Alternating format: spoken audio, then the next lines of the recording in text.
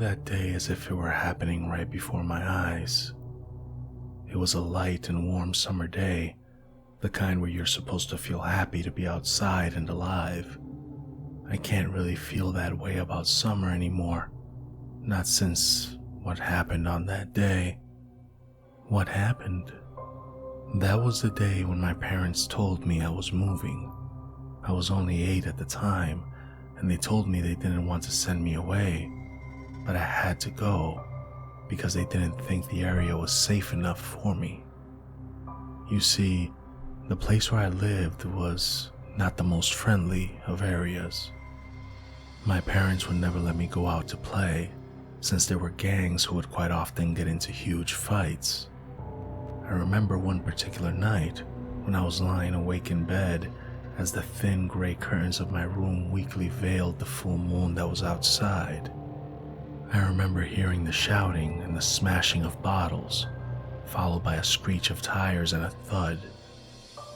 The next day, I heard the 2 gangs had gotten into another huge fight, only this time, one of them took their car and hit one of the other gang members in a hit and run.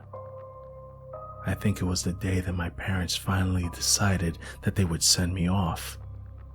Anyway, one day they told me they had already packed my things when I was sleeping and they put them in the car. They promised me that they would come and visit and that everything would turn out all right.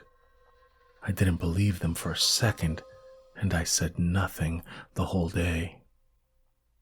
I felt like my parents were betraying me, even though I now know that they were trying to help me. But I got into the car as my parents drove me away. The journey was fairly boring. I ate a few chips, I played a few electronic games, but eventually we got to the house. It was a fairly old house, but it had been maintained very well, except for the plants. There were barely any flowers, and the few that did grow looked faded and grim. As my parents waved goodbye, I ignored them, and I turned my back. Trudging forward to the front door of the house, I knocked, and my uncle opened the door. He was a fairly short and fat man with black hair and a small goatee. He welcomed me in and showed me to my room. I didn't say much in reply, except for mumbling a few thank yous and okays. My uncle decided to leave me on my own for a while, no doubt thinking I just needed a little time to settle in. However, I looked out of my window and saw that he had a back garden. I'd always liked gardens and parks. They always made me feel most at home, so I went out to explore it. The first thing I noticed was how forlorn the place felt. The grass had not been trimmed, and the only sound I heard was the buzzing of one solitary bumblebee. I went to the back of the garden and found an old swing. The plastic seat was faded green, and the rope looked very damp and moldy. I noticed a ring of mushrooms growing around it, which I thought looked quite cool. I walked into a circle and sat down on the swing, which just barely held my weight. As I did, I felt the hairs on the back of my neck stand up. I felt that there was something, some kind of entity behind me, watching me.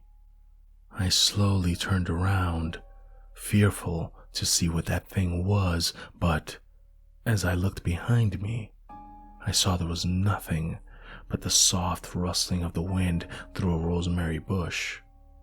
Relieved, I slowly turned around, and in front of me, I saw something which shocked the life out of me.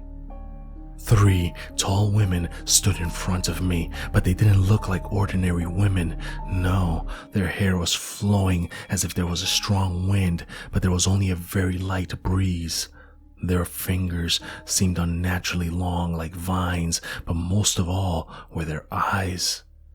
Their eyes looked like huge round pebbles, and they were all staring at me with a fairly emotionless expression.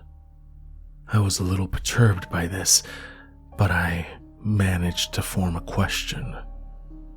Are you angels? My family was fairly religious, so I heard the term a lot. Their heads tilted simultaneously in a most disturbing way. Then, all their voices said at the same time, "We are your friend." But what exactly are you? They looked at me with the same blank expression. "We are your friend." I was feeling somewhat unsettled, so I decided to walk to the house, but my walk quickly turned into a run. I had to tell my uncle about this. When I got into the house, my uncle was in the kitchen. Did you find anything interesting in the garden? Obviously, trying to engage in some sort of communication with me.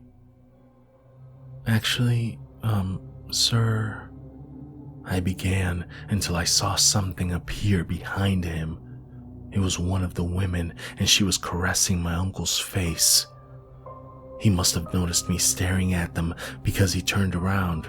However, as soon as he did, the woman vanished. What is it? No, nothing, I replied, and I quickly ran up to my room. Over the next few days, I saw the angels everywhere I went. They would be in the room watching me, always just out of my uncle's sight. When I was in bed, they would watch me. I could not get any sleep for a week, as I knew they'd always be there. Did they ever do anything to you? No, not until 2 weeks after the encounter.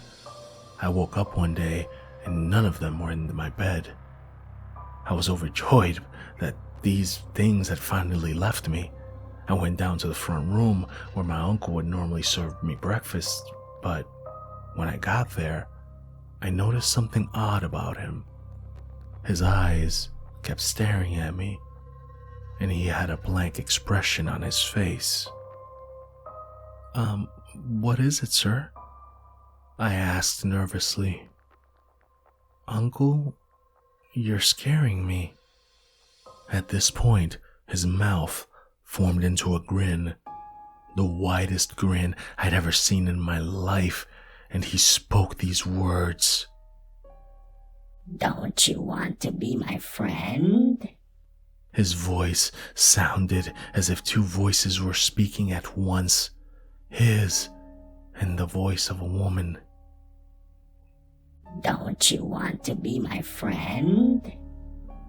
I screamed and ran into the garden. There, I saw the three women, but they were all laying on the floor. They were dead. As I looked up from the sight, I saw my uncle standing over me, grinning. I ran blindly out into the street, anywhere that I could. What happened then? Well, I managed to get to a phone and call my parents. They asked me what had happened, as my voice sounded panicked, and I told them something awful had happened to my uncle, though I couldn't say through all my sobbing. They drove as quickly as they could, and an ambulance came to see what had happened. They found my uncle. He was dead. After that, my life went on as normal for the next 5 years. My mother gave birth to my brother, and we lived quite happily until my brother and I were playing in some woods, and we were laughing and having a good time, and then suddenly I saw a bright white light.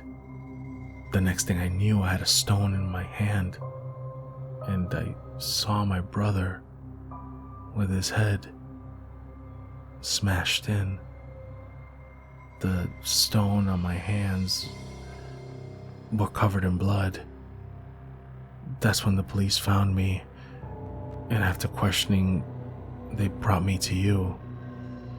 They said I was delusional and I needed professional help. When I swore to them it wasn't me and I could never do something like that. Not to my brother. They took out his mobile phone. It showed a video on it. And the video showed me. But I had the rock in my hand and I heard a voice. It sounded like me, but it couldn't have been. It said, "You're not my friend anymore." Yes. How did... I looked up at the psychiatrist. Her face was contorted into the widest grin imaginable. I know now. They have finally come for me. And I am your friend now.